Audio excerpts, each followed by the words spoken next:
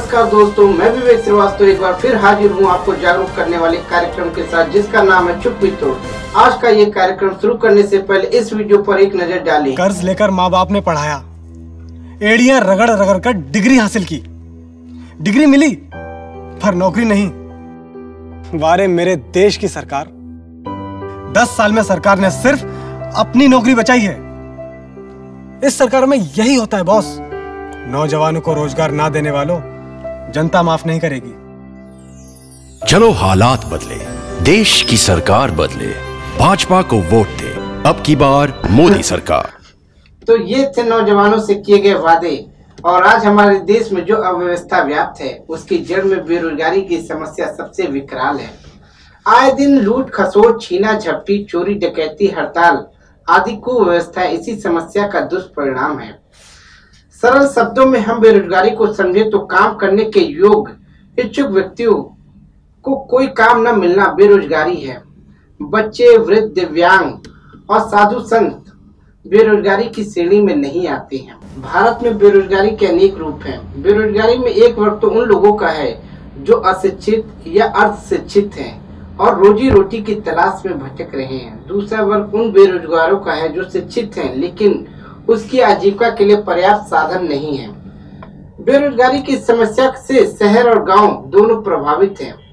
अशिक्षित या अशिक्षित बेरोजगारों के लिए मनरेगा जैसी एक योजना चल रही है, किंतु वो भी पूर्ण रूप से रोजगार देने में सक्षम नहीं है। दूसरे पहलू में शिक्षित बेरोजगारों की बात करें तो उन्हें बेरोजगारी भत्ता जैसी एक योजना स्वावलंबी बनाने के बजाय उन्हें परालंबी बना रही है, और भत्ता भी इतना, उससे न तो वो अपना पेट भर सकता है न ही अपने परिवार का।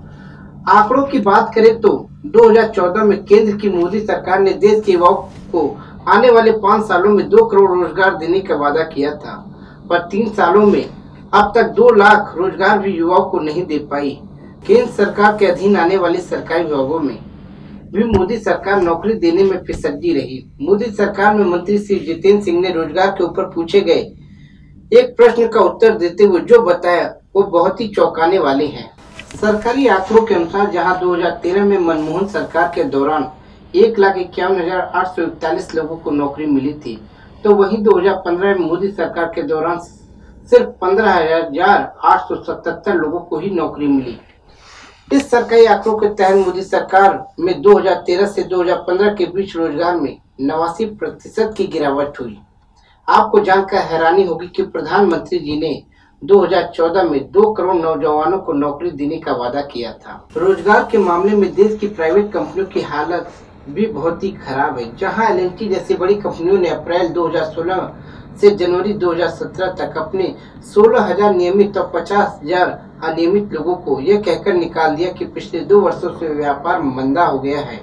इसके अलावा टाटा कंपनी ने अभी हाल में ही अपने 6,000 नियमित और 50,000 अनियमित लोगों को निकालने का आदेश दे दिया है, और कारण भी व्यापार मंदा होना ही बताया है। इसके अलावा IT सेक्टर में पिछले 3 सालों में लाखों लोगों की नौकरियां चली गई, जिसके कारण लाखों की संख्या में लोग बेरोजगार हो गए। एजुकेशन लोन न भर पाने के कारण लाखों शिक्षित और मेहनती लोगों की परेशानियां दिन प्रतिदिन बढ़ती ही जा रही हैं, जिससे कई लोग तो डिप्रेशन के भी शिकार हो गए हैं। आपको एक और आंकड़ा बताता हूं जो आपको सोचने पर मजबूर कर देगा। एक विकासशील देश के लिए कितना दुर्भाग्यपूर्ण है कि उसकी युवा पीढ़ी उच्च शिक्षित होने के बावजूद आत्मनिर्भरता के लिए चपरासी जैसी छोटी सी नौकरी के लिए लालायित है। 21 करोड़ की आबादी वाले उत्तर प्रदेश में 2015 में चपरासी जैसे छोटे से पद के लिए 23 लाख अर्जियां आई। आवेदन में चाही गई न्यूनतम शैक्षिक योग्यता 5वीं पास तो केवल 53,426 उम्मीदवार थे, लेकिन 6ठी से 12वीं पास उम्मीदवारों की संख्या 20 लाख के ऊपर थी। इनमें से 7.5 लाख इंटर पास थे। इनके अलावा 1,52,000 उच्च शिक्षित थे। इनमें विज्ञान, वाणिज्य और कला से उत्तीर्ण स्नातक और स्नातकोत्तर तो थे ही, इंजीनियर और MBA भी थे। सबसे बड़ी बात, इस पद के लिए 255 अभ्यर्थी PhD थे। मोदी सरकार के नोटबंदी जैसे बड़े फैसले से देश के कई बड़े उद्योगों के साथ लाखों छोटे उद्योग बंद हो गए, जिससे करोड़ों लोग बेरोजगार हो गए, क्योंकि इन उद्योगों में अधिकतर दिहाड़ी मजदूरी ही मिलती थी। जैसे कि अलीगढ़ की चूड़ी बाजार में जरी का काम करने वाले लोग। अब देखना यह है कि क्या मोदी सरकार अपने बचे हुए 2 सालों में 2 करोड़ रोजगार के अपने वादे को पूरा कर पाती है, या फिर देश का ध्यान इस मुद्दे से हटाने के लिए राम मंदिर, गाय माता, देशभक्ति, धारा 370, हिंदू मुस्लिम का सहारा लेगी। देश के विकास और कल्याण के लिए पंचवर्षीय योजनाओं को आरंभ करने के अवसर पर आचार्य विनोबा भावे ने कहा था, किसी भी राष्ट्रीय योजना की पहली शर्त सबको रोजगार देना है। यदि योजना में सबको रोजगार नहीं मिलता है तो यह एक पक्षी होगा, राष्ट्रीय नहीं। बेरोजगारी से जूझ रहे इस देश में सरकार की पूर्ण जिम्मेदारी बनती है कि सभी बेरोजगारों को रोजगार उपलब्ध कराए। अब चुप मत बैठिए, अपनी आवाज सरकार तक पहुंचाइए। अब चुप्पी तोड़िए।